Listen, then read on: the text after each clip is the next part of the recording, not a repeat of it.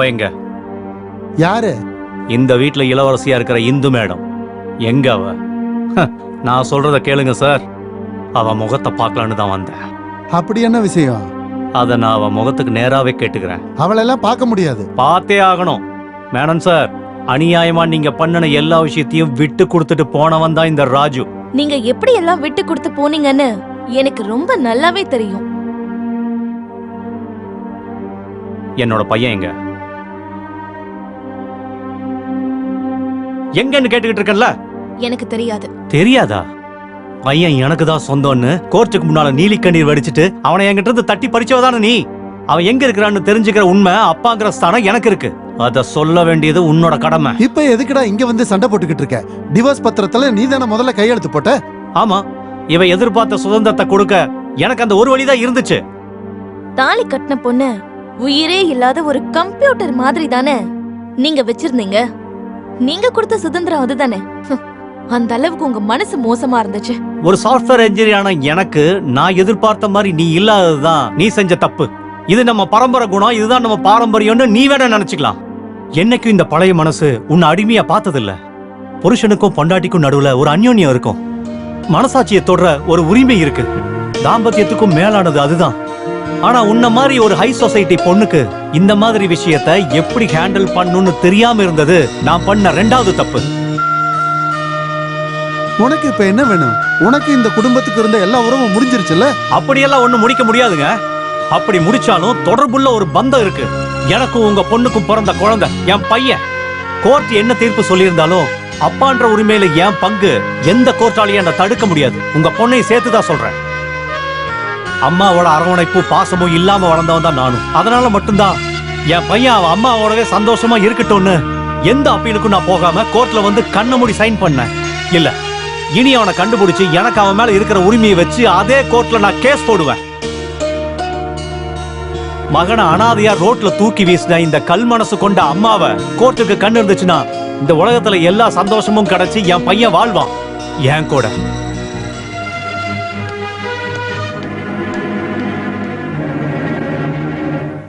Brothers, நான் உங்களுக்குலாம் ஒரு கவிதை சொல்லட்டுமா? முல்லைப்பூ எப்பவும் கள்ளிச்செடியில தான் சுத்தி வளருமா. இந்த கவிதை மாதிரி என் கூட சேர்ந்தனால நம்ம பையன் ஒரு சாதனையாளன் ஆயிட்டான்ல. அது டிவிலயே வந்துச்சு. இது வரைக்கும் என் போட்டோ என் டிவில வரல. அது உன்னை காணும்னு நீயே போய் கம்ப்ளைண்ட் கொடு. என் வாயை கிளறாத.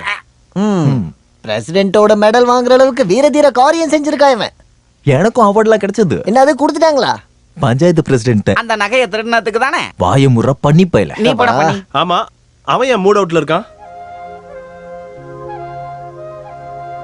நீ ஏன்டா சோகமா இருக்க? தண்ணியில விழுந்துட்டியா அதனாலயா? இல்ல, எனக்கு பயமா இருக்கு. நீ எதுக்குடா பயப்படணும்? இனி அவங்களே என்ன கண்டுபிடிச்சிடுவாங்க. யாரு? ஆசிரமத்துல இருக்க செம்பூடம். பூதமோ பேயோ இங்க வரட்டும், அவனுக்கு யாரு நான் காட்டுறேன். அத கொண்டு போடா பண்ணாட. பாரு எதுக்குமே பயப்படாத. இங்க தாத்தா மாமா எல்லாரும் இருக்கும்ல. யாரும் உன்னை வந்து எதுவும் பண்ண மாட்டாங்க. I love you dot. காணாம போறதுக்கு முன்னால ஒவ்வொரு ஞாயிற்றுக்கிழமையும் அவன் அவங்க அம்மாவுக்கு தெரியாம அனுப்பின இமெயில்ஸ் என்கிட்ட இருக்கு. நானும் திருப்பி அனுப்புவேன் ஐ லவ் யூ டூ. விலகியே இருந்தாலும் மனதளவுல நாங்க ஒன்னா இருந்தோம். ஞாயிற்றுக்கிழமை ஆனாலே நான் வெயிட் பண்ணுவேன் கம்ப்யூட்டருக்கு முன்னாடி. அவன் மெசேஜுக்காக நான் காத்துக்கிட்டு இருப்பேன். உனக்கு தெரியாது பாபு, பையனோட முகத்தை கூட பார்க்காம அவன் குரலை கூட கேட்காம அவன் மேல பாசம் வச்சிருக்கிற ஒரு அப்பா தான் நான். Calm down Raju.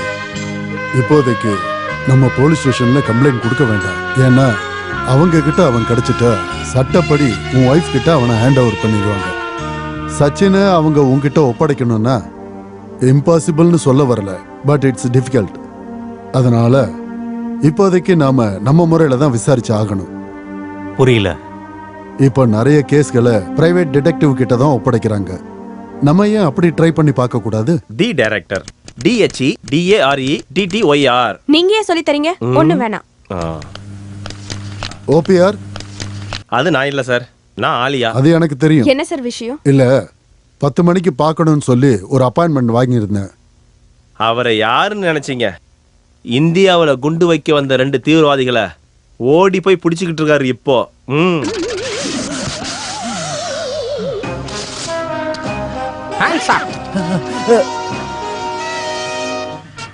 உங்க ரெண்டு பேரையும் இன்னைக்கு நில்றா ஏய் நில்றா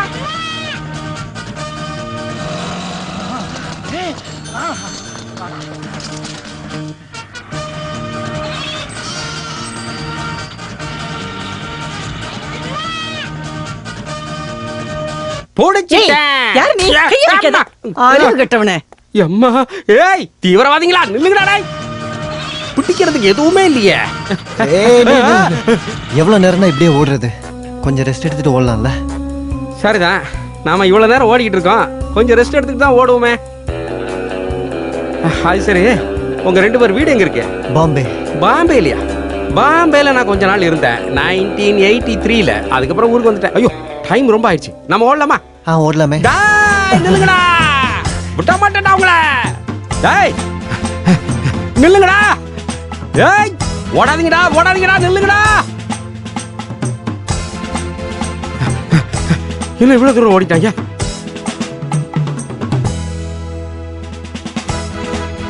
போங்க போங்க அதோ அந்த சூட்கேஸ் எடுத்து ஓடுறாங்களா அவங்கள புடிங்க.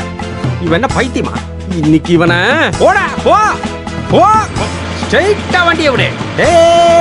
தோஸ்தே என்ன இது போல டேய்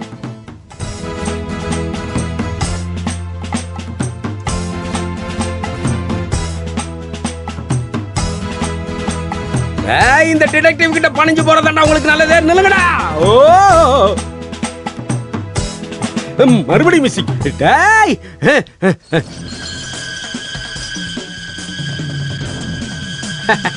ஓஹோ கயிறை காட்டி பயமுறுத்துறீங்களா?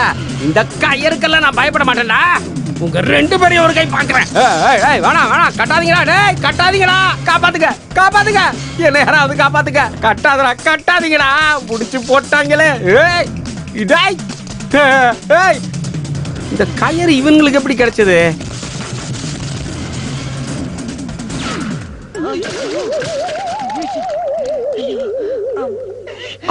ஐயோ கடவுளே. ஐயோ அப்புறம் மணி கூப்பிடுறேன். 11 ஆயிடுச்சு. நான் கோர்ட்டுக்கு வேற போகணும். என்ன சார் கேஸ்? அது ஒரு அடிதடி கேஸ். உங்க கேஸே இல்ல சார். ஓபிஎஸ் சார் எதுக்காக பார்க்கணும்? ஒரு முக்கியமான கேஸ நான் அவர்கிட்ட ஒப்படைக்க போறேன். ஓ ஆர்டிஎக்ஸா? அதை அனுப்பி விடு நான் பாத்துக்கிறேன்.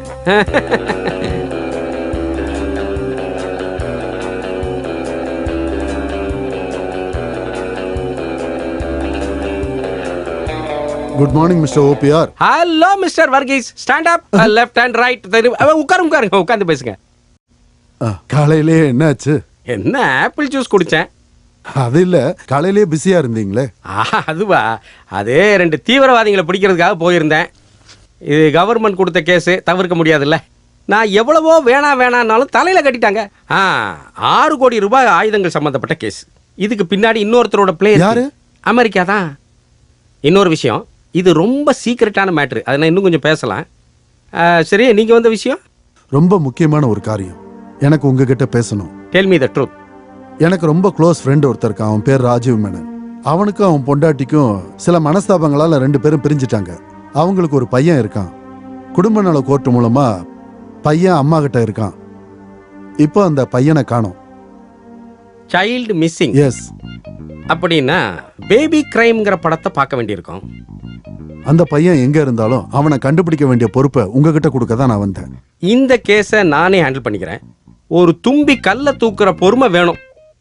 அந்த குழந்தையோட பேரு சச்சின். அந்த குழந்தை எங்க இருக்கு? அதை கண்டுபிடிக்கணும் தானே உங்ககிட்ட வந்திருக்கேன். இந்தாங்க 50,000 ரூபாய் அட்வான்ஸ். அந்த குழந்தை இந்த உலகத்துல எந்த மூலையில இருந்தாலும் உங்க வீட்டுக்கு வந்துரும் நினைச்சுக்கீங்க. நீ தைரியமா போங்க. அப்புறம் இன்னொரு விஷயம், ரொம்ப முக்கியமான விஷயம். என்ன? நான் தான் இந்த கேஸை விசாரிக்கிறேன்னு எந்த காரணத்தை கொண்டும் அந்த குழந்தைக்கு மட்டும் தெரியும். போயிட்டு வாங்க. என்ன உளறான்?